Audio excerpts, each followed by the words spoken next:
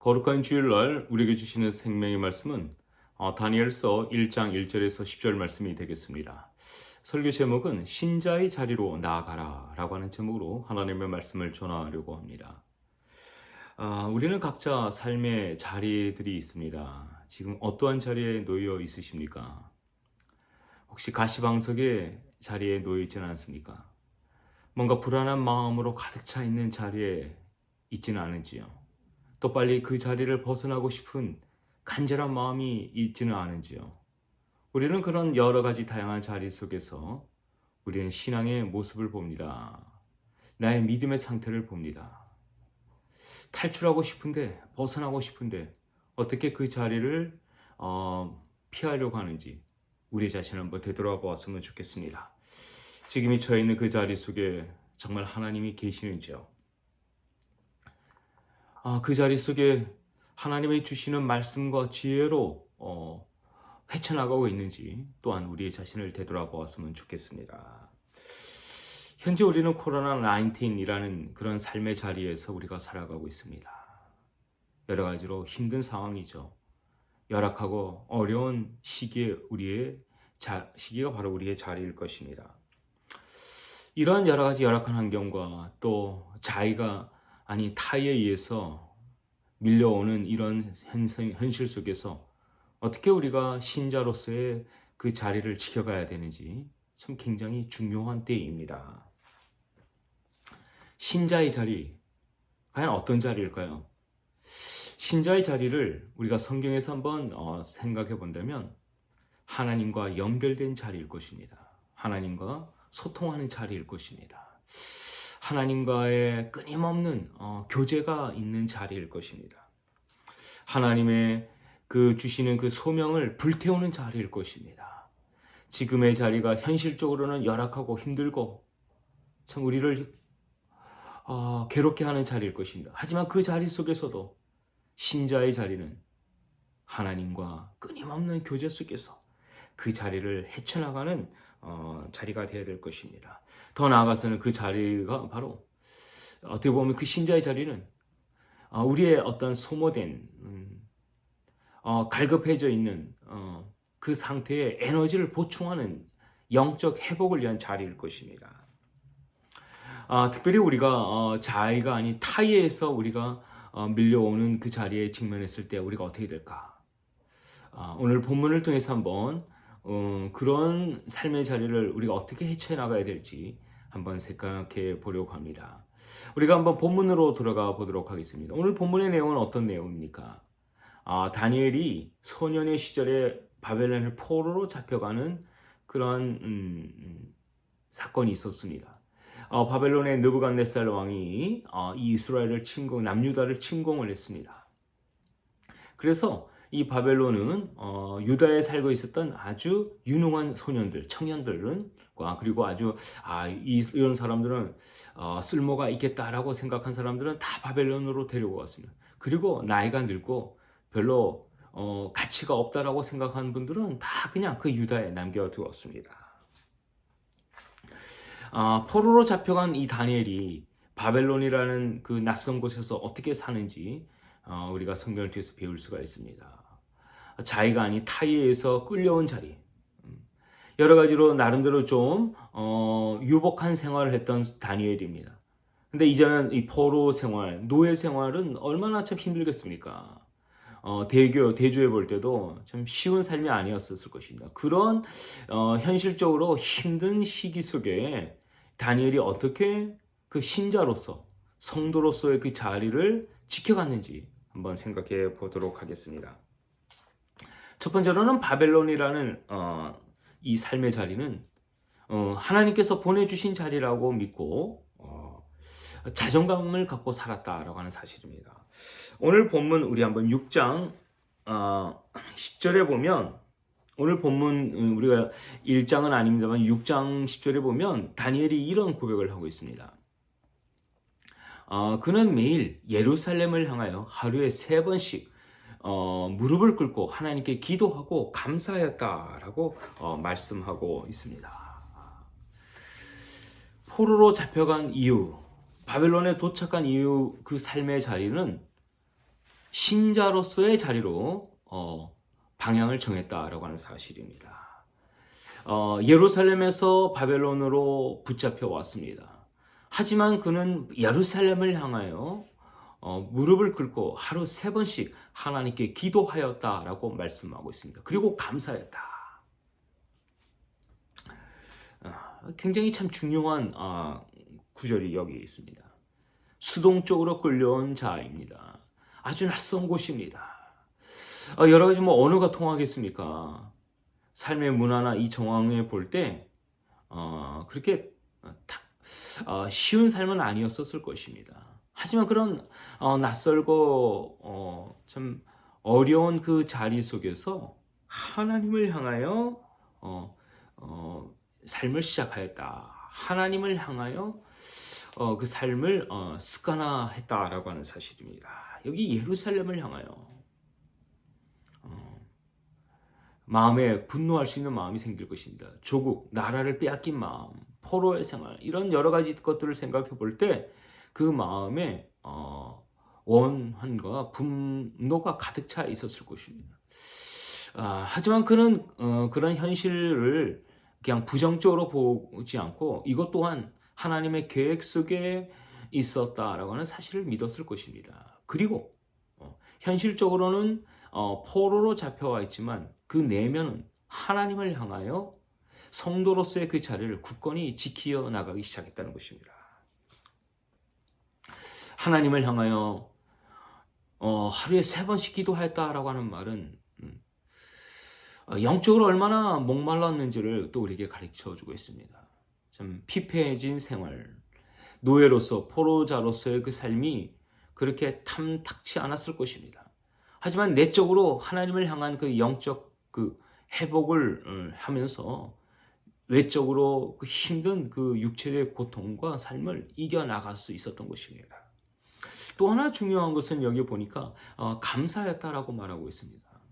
현실, 삶의 그 주변을 돌아보면 그렇게 편안한 생활도 아니었을 것입니다.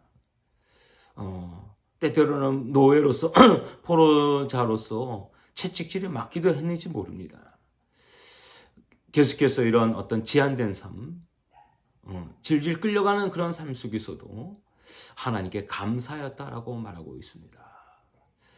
오늘 우리의 삶을 한번 되돌아보았으면 좋겠습니다. 여러분의 지금 처한 자리는 어떤 자리입니까? 힘들고 어려운 자리이십니까? 뭔가 마음의 분노와 원통으로 가득 차 있는 자리에 계십니까? 그런 자리라 할지라도 오늘 다니엘처럼 하나님을 향하여 자존감을 갖고 살아가는 여러분이 되었으면 좋겠습니다. 다니엘은 힘들고 어려운 가운데 속에서도 끝까지 하나님께 기도하고 감사하는 것, 그것이 바로 이 다니엘의 삶의 모습입니다. 어떻게 보면 자존감이 강한 사람이죠. 비록 포로 생활을 하고 있고 힘든 노예 생활을 하고 있지만 그 안에 계신 하나님을 의지하고 하나님과 소통하는 자의 그 모습은 바로 자존감이 강한 자의 모습입니다. 외적으로는 참 힘들지만 끝까지 하나님과 소통하고 교제하면서 그 내면을 든든하게 만들어갔던 자, 그런 사람이 바로 자존감이 강한 사람입니다. 우리에게도 이런 자존감이 강한 자가 되어야 될 것입니다. 스스로 나는 왜 이렇게 안 되지? 스스로 자신의 그 가치를 하락시키지 마십시오. 상황과 환경에 의해서 나의 존재감을 너무 부정적으로 여기지 마십시오. 그곳에도 하나님 계시다는 여호와 삼마의 하나님을 믿고 산다면 우리의 자존감은 한층 훨씬 더 강해질 것입니다. 포로로 잡혀와 있지만 그 마음은 하나님과 소통하면서 스스로 강한 자존감을 갖고 살았을 때 그의 삶은 나날이 더 성숙한 삶, 더 존귀하게 쓰임받는 삶으로 나아가는 그런 것을 우리가 다니엘서를 통해서 보게 됩니다. 두 번째로 우리가 본문을 통해서 배울 수 있는 건 뭘까요? 수동적 상황에 몰리더라도 자신의 편안함과 자기의 만족이 우선이 아닌 하나님이 기뻐하시는 삶을 향해 나아가라고 하는 것입니다. 오늘 본문 1장 8절에 보면 다니엘이 뜻을 정하여 라고 하는 말씀이 나옵니다. 어떤 내용입니까? 다니엘이 이제 왕궁으로 착출이 됩니다. 유능하고 똑똑한 이 몇몇 소년을 이제 왕궁으로 데려와서 왕의 진미와 왕이 마시는 포도주를 마시게 했습니다. 이유는 뭐냐면 이제 그런 삶을 이제 익숙하게 하면서 왕궁에서 시중 들게 하고 사용하겠다는 왕의 계획이었던 것 같습니다. 하지만 다니엘은 어떻게 했습니까? 환관장을 통해서 이런 왕의 제안을 들었습니다. 하지만 다니엘은 뜻을 정하였다라고 말하고 있습니다. 어떤 뜻입니까? 나는 절대로 왕이 먹는 음식과 왕이 마시던 그 포도주를 마시지 않겠다. 그것은 어떻게 보면 이방신에게 드려진 것을 내가 먹고 마시지 않겠다는 것입니다. 나의 만족과 나의 편안함을 위해서 내가 하나님의 그 뜻을 저버리지 않겠다는 강한 그 결단을 보여주고 있습니다. 믿음에는 타협이 필요하지 않습니다. 믿음은 굳건한 신념입니다. 우리의 신념, 그것이 바로 믿음입니다. 다니엘에게는 이런 신념이 있었습니다. 나는 목에 칼이 들어와도 절대로 하나님이 기뻐하시지 않는 것은 수용하지 않겠다. 그럴싸한 자기 정당성과 자기 어떤 상황에 의해서 이렇게 할 수밖에 없습니다라고 하는 그러한 변명을 하지 않겠다라고 결단했습니다. 사실 왕이 주는 진미 또 왕이 마시는 포도주를 마신다는 건 뭐가 보았겠습니까? 노예 생활하면서 그런 거 먹는다는 건 쉬운 일이 아닙니다. 하지만 그렇게 편안하게 하고 또 육체적으로 즐길 수 있는 그런 음식, 마실 수 있는 그 포도주 절대로 먹지 않겠다라고 결단했던 것입니다. 오늘 우리에게도 이런 믿음의 결단이 있어야 될 것입니다. 믿음은 신념입니다. 그 신념을 갖고 우리가 이 세상을 살아간다면 우리의 삶은 더 그리스도를 닮아가는 삶이 될 것이고 그리스도를 기쁘시게 하는 그런 인생이 될 수 있을 것입니다. 마지막입니다. 신자의 자리를 굳게 지켜라. 그리하면 하나님의 은혜가 임한다라고 하는 사실입니다. 오늘 본문 1장 9절과 1장 17절에 보면 어떤 말씀이 나와 있습니까? 환관장이 다니엘에게 은혜와 긍휼을 얻게 하시고 하나님이 다니엘과 또 환관장에게 은혜와 긍휼을 얻게 하셨다. 그러니까 환관장으로 하여금 뭔가 생각을 바꾸게 해주셨다는 말입니다. 은혜는 생각을 바꿔주십니다. 은혜는 말을 바꿔놓게 합니다. 완고했던 환관장입니다. 그런데 그 환관장이 어떻게 합니까? 다니엘의 그 제안을 듣습니다. 또 1장 7절에 보니까 하나님이 이 내 손에게 학문을 주시고 모든 서적을 깨닫게 하시고 지혜를 주셨고 다니엘은 또 모든 환상과 꿈을 깨달아 알더라. 하나님이 다니엘에게 주신 엄청난 은혜들이 있습니다. 하나님이 원하시는 자리를 지켜나가는 것, 그것은 정말 살 얼음판을 걷는 것과 같은 것입니다. 사실 왕의 명령을 거절한다는 것은 그건 죽음과 직결된 것입니다. 하지만 보이는 권력보다는 보이지 않는 하나님의 말씀에 더 굳게 서는 자의 모습, 그곳에 하나님의 은혜가 임한다라고 하는 사실입니다. 하나님의 은혜는 우리가 지금 서 있는 그 자리를 지켜갈 때 하나님의 은혜는 갑절로 더해 주실 줄로 믿습니다. 우리가 아무리 벼랑 끝에 서 있다 할지라도, 우리가 사면 초가에 놓여 있다 할지라도 우리는 하나님이 주신 은혜로 뚫고 나갈 수 있을 줄로 믿습니다. 여러분이 처한 자리 정말 벼랑 끝에 서 계십니까? 끝까지 하나님의 그 자리, 성도의 자리로 이동할 수 있기를 간절히 소원합니다. 또 하나 우리가 다니엘이 임했던 참 위기가 어떤 위기입니까? 그는 하루에 3번씩 하나님께 기도하였다라고 말합니다. 하지만 다니엘을 모함하던 많은 사람들은 왕에게 제안을 합니다. 왕이 섬기는 신 외에 다른 신을 섬기는 자는 사자굴에 쳐넣게 하라는 조소를 듣게 됩니다. 놀라운 사실은 무엇입니까? 다니엘서 6장 10절에 보니까 다니엘이 이 조서에 왕의 도장이 찍힌 것을 알고도 기도하였다라고 말하고 있습니다. 알고도. 모른 척하고 또 알면 또 한 달이나 또 다른 곳에 가서 기도할 수 있을 것입니다. 어떻게 보면 좀 스터번한 완고한 자의 모습이 아닌가 우리가 생각할 수 있겠습니다. 다니엘은 그렇게 사사로운 인간의 감정과 여러 가지 어떤 잔꾀나 그런 것을 생각하지 않았습니다. 어떤 상황이라 할지라도 자신이 결단하고 그 뜻을 정해 따라간다면 끝까지 신앙을 지켜가는 것입니다. 그렇습니다. 신앙은 일관성이 있어야만 하는 것입니다. 여전히 다니엘은 집에 돌아와 예루살렘을 향하여 무릎을 꿇고 하나님께 기도하고 감사했다라고 말하고 있습니다.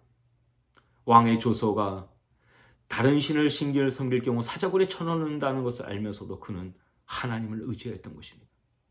그 조서의 왕의 도장이 찍힌 것을 알고 하나님 앞에 기도할 때 그는 더 간절했을 것입니다. 이전보다도 하나님을 더 강렬하게 붙잡았을 것입니다. 하나님이여, 저의 마음이 약해지지 않게 하여 주시옵소서. 저의 마음이 변하지 않게 하여 주시옵소서. 더 하나님을 향하여 간절하게 눈물로 기도했을 것입니다. 사랑하는 성도 여러분, 우리는 너무 환경과 상황에 따라 표리부동하거나 아니면 조속 지변의 신앙을 가질 때가 참 많이 있습니다. 신자로서의 어떤 그 모습을 상실할 때도 참 많이 있습니다. 상황이 이렇다 또 저렇다 하고 해서 잠시 신앙을 내려놓는 경우도 얼마나 많이 있습니까? 성도의 신앙은, 신자의 자리는 늘 일관성 있게 변함없이 하나님을 향하여 나아가는 자리가 되어야 될 것입니다. 다시 한번 정리해 보려고 합니다. 신자의 자리는 어떤 자리입니까? 철저하게 하나님을 의지하는 자리입니다. 철저하게 하나님과 소통하는 자리입니다. 철저하게 하나님의 주시는 은혜를 먹고 견뎌내는 자리일 것입니다. 하나님을 기쁘시게 하는 자리, 바로 신자가 나아가야 될 자리요, 우리가 걸어가야 될 십자가의 길인 줄로 믿습니다. 결코 한순간도 우리의 신자의 그 자리에서 이탈하지 않기를 간절히 소원합니다.